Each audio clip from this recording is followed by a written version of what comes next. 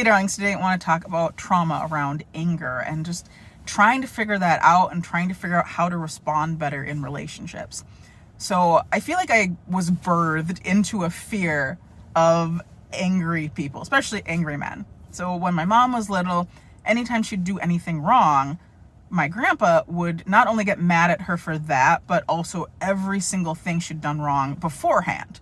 So he would bombard her with years of stuff, and it felt very scary to her, and she felt like she was walking on eggshells because she was so scared of doing any one little thing wrong.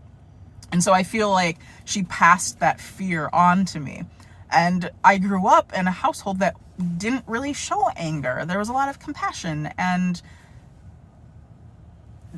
not really any yelling or anything like that. And so I feel like you really shouldn't yell at the people you love, maybe. But it makes it hard when people do get angry with me. And it's one thing if I felt like I did something really terrible. If I totaled their car, if I kicked their grandma down the stairs, if I purposely stomped on their feet just for funsies, I don't know. Those things I feel like would justify anger. But it seems like what people will get angry at me about will be if I'm sad. Because that's happened in relationships. And also it doesn't help that the first time I encountered a person who was really angry, it was basically a boyfriend's stepdad. And he was toxically angry, just always swearing and furious about the tiniest things. And it was bad. One time he got drunk and beat his stepdaughter, and everyone just acted like it was fine. And I was thinking, this is terrifying. Why? Is this normal? I don't think this is normal, but maybe I'm not normal. I don't know. But the thing in relationships where I would be met with this anger, I've never really understood. And the only time I've kind of got, and I listened to this really recently, there's Tom and Lisa Bilyeu on YouTube. They have impact theory and relationship theory and women of impact. And I think it was relationship theory. Tom was talking about when they first started dating. So this is a married couple. They've been together for like 20 years. If she said, hey, there's this thing that you've done and it's hurt my feelings, he would feel really horrible because he'd think, I don't want to hurt her feelings. I love her. And instead of trying to reflect inward, he would go outward and try to figure out how to logic her into not feeling upset. Basically thinking, okay, if I can make her not feel upset about this thing I did, I'll feel better. And he was doing that subconsciously. When he realized what was going on, he changed it and found out, oh, okay, I'm doing this thing. It makes her upset. How can I change? How can I not do that thing to make her upset? Or figure out some sort of compromise. And so I'm thinking, is that part of it? Because I think we do so badly want our partners to be happy. And I think there's maybe even more pressure on men to make sure that their partners, especially if it's a female partner, are happy. I think that's maybe a mark of success of, okay, I'm being very heteronormative in this moment, but yeah, I'm a good man if my wife is happy, that kind of thinking. And so maybe if it's, oh, partner is not happy, I am bad husband or spouse or whatever, and that feels bad, so I'm upset. That's the only thing I can really think of, but it boggles my mind because if someone is sad, if they're hurting, my natural inclination is to want to comfort them. I'm going to want to hold them. I'm going to want to be warm and show them love and hold space and empathize and find out what exactly are they feeling and try to really sink into that. And it feels like, at first, my partner 5 was super loving and caring and comforting when I was sad when we started our relationship, because my other relationship had opened up a lot and I was struggling with that. And so 5 really showed up. And then lately it's not been the case. And I'm sure that one of the big differences is that before it wasn't about him. And then lately it has been about the relationship and how that's been really hard. And it's been so much harder because I've been going through all this life stuff and I have no buffers. It's just, I'm just constantly raw and on edge. And so I can see that being hard. But even when I've been actively wanting to unalive myself, making plans, I've still been met with that anger. And it feels really bad. And logically, I know that you can still be loved and someone can still be angry at you. But in that moment, I don't feel loved. And it feels like he's really distant. He has a lot of disdain for me, a lot of anger, a lot of frustration. And I realize that, like, I need comfort in that moment when I'm sad. And it's like the anti-comfort. And it wipes out all the good that's been done. And I'm thinking, that's got to feel annoying and frustrating, because he does put in a lot of effort. Because every day sends really sweet text messages, you know, good morning, beautiful, and I hope you have a great day, and just a lot of compliments. And we had a wonderful weekend, got a hotel just to get away from everything and relax and recoup, and I get massages a lot, and all these different things that are so sweet and caring, and he puts in so much effort. And then I hate that those moments of anger just take that all away. And I want to not feel that way. I want to be able to feel loved in that moment, but it feels like that love is so distant. And it's hard. And this morning was difficult because he had spent the evening with his wife, and I have a harder time sleeping on those days because she has an easier time achieving than I do. And so my brain is constantly listening for moments of achievement. And then we'll just think like, oh, you have such a hard time and he's having such a great time with her, I bet. It's probably really rewarding that she achieves very easily and you don't. And what's wrong with you? And she's using her yoga spice magic on him, and they're just spicing all over the place. And I will blare like rain music, and I will put like a couple pillows over my head, and I'll try to do all these deep breathing things and energy work. I'll just try to relax, but I will think I hear something, and maybe it's a dog yipping and it's sleep or whatever. I'll be like, what? Is that? And it's just this burst of adrenaline going through my body, so it makes it really hard to sleep. And then I usually wake up at like 4 a.m. or something. I wake up early because I think my body's just still hyped up, and it sucks and it's annoying.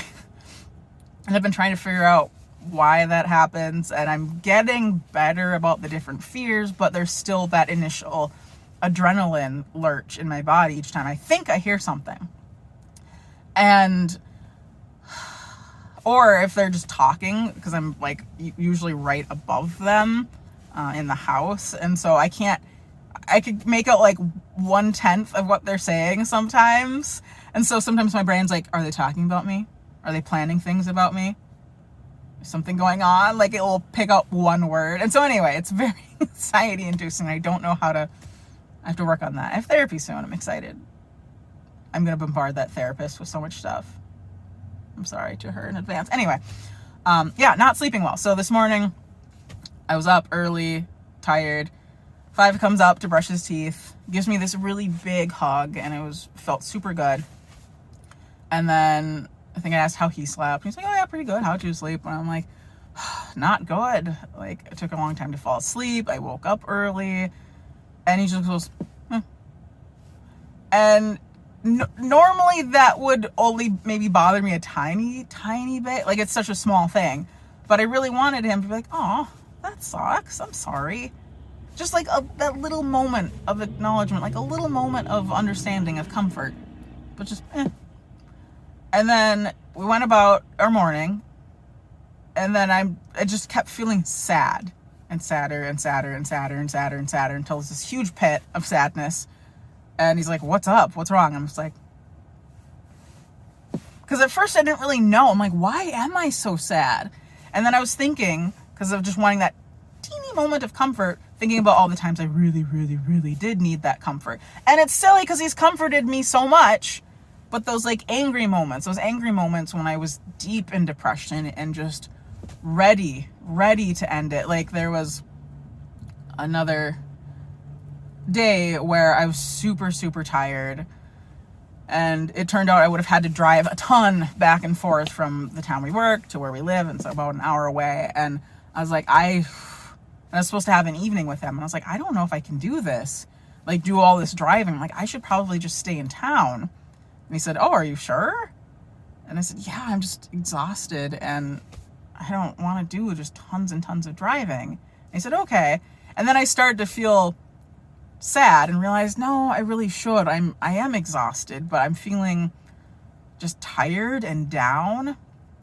Yeah, I probably should really go home.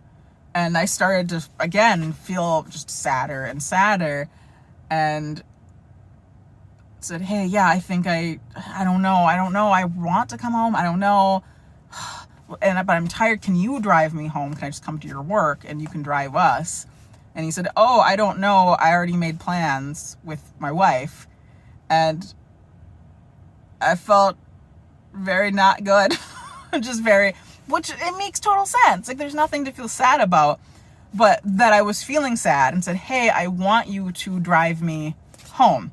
Trying to say, hey, this is what I need. And then getting met with, oh, I already made plans. Just go talk to a friend.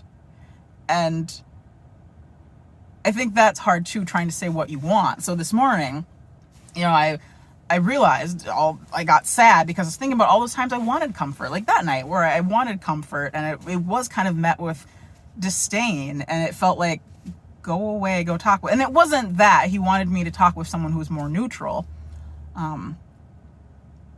but trying to say, hey, this is what I need. And so this morning I did eventually open up, because I didn't want to, because I was like, what if I make you mad? Like, that's the last thing I want right now. And he had just got upset and very, very quiet. And I said, what I really want is, like, when you were really warm, like, I want you to hold me, we're driving, but like, tuck me into your side and just be warm. And that didn't happen. So I was trying to very specifically say, hey, this is what I want. And then just didn't get that. So I had to be like, well, is it okay if I just like rest my head on you? And he was like, yeah. And he like put his arm around me. But again, felt annoyed. Felt like he felt frustrated. And again, that disdain. And I don't know how to reconcile that, because I know he loves me. But I cannot fathom being sad and then someone being angry at you and being distant and being cold. Like, I get that he's frustrated. I get that he shows a lot of love. And it's like, why can't you just be happy?